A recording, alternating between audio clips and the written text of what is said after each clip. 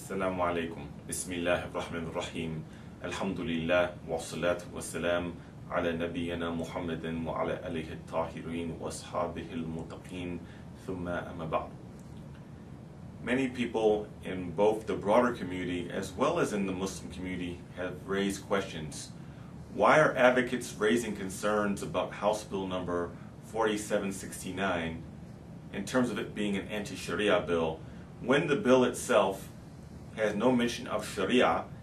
And why are we raising a concern when the Muslim community is not advocating for the hudud or for certain Islamic punishments to be introduced into Michigan courts? I would like to refer, in terms of answering this question, to a recent editorial by the Detroit Free Press that was printed on August 22nd, entitled Anti-Muslim Legislation Fueled by Prejudice, Not Patriotism. And the editorial says, and I quote, "The bill does not mention Sharia, Islamic laws that govern religious practices, family relationships, and personal conduct. But Muslims know the legislation targets them." It further goes on to say, and I'm quoting, "It's true that public officials sometimes consider cultural and religious values, as when school districts with a high proportion of Catholic students offer fish in lunchroom cafeterias on Fridays during Lent. Mediators in divorce and child custody cases sometimes consider religious rules and values in fashioning settlements that meet the needs of individual families." End of quote. So besides us having concerns about the intention of this bill that was introduced by Michigan State Rep. Dave Ejima, who's known for being a xenophobe, who's been known to make anti-Muslim comments, such as he said that laws need to focus on Dearborn in terms of undocumented workers because he believes sleeper cells are in Dearborn. He's also promoted the myth that President Barack Obama is a stealth or secret Muslim. But besides his ill intentions and the motive for introducing this, we do know that this can have significant implications for our community as well as people of faith that are outside the Muslim community.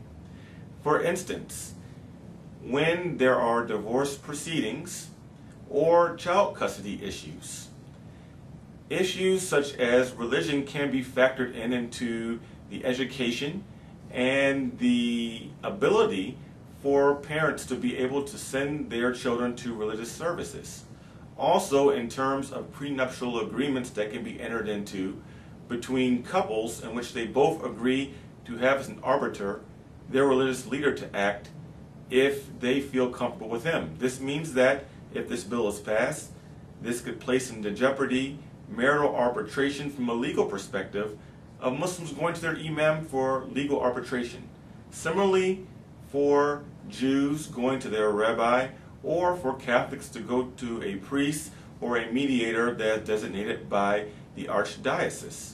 There's also other implications. As this editorial mentioned, the issue of Lent and school districts having a high number of Catholics and serving fish on Friday, an atheist group could file a lawsuit or injunction that say that because this is based upon Christian canon law and that the Vatican is a sovereign state outside of the United States of America, they could potentially file an injunction to say that canon law is being used, which is a foreign law, to American law. This could also have similar implications where someone could say that because Dearborn Public Schools is approximately 80% Muslim and they serve halal meat in the Dearborn schools, they could also say that this is being done in accordance with Sharia, and Sharia is a foreign system of law.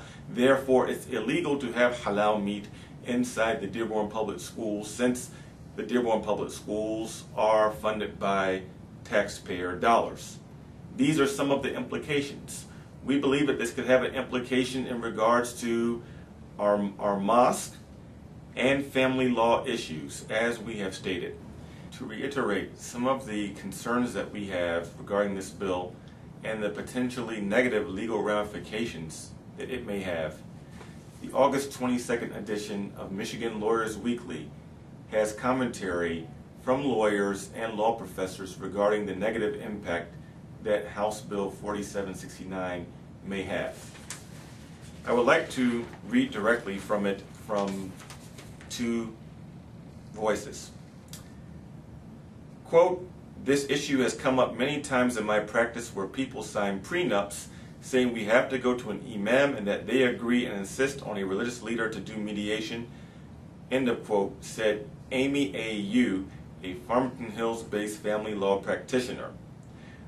Paul R. Dubinsky, also of Wayne State University, he's a law professor at Wayne State University, said that the bill's passing would put undue stress on the state's judicial system.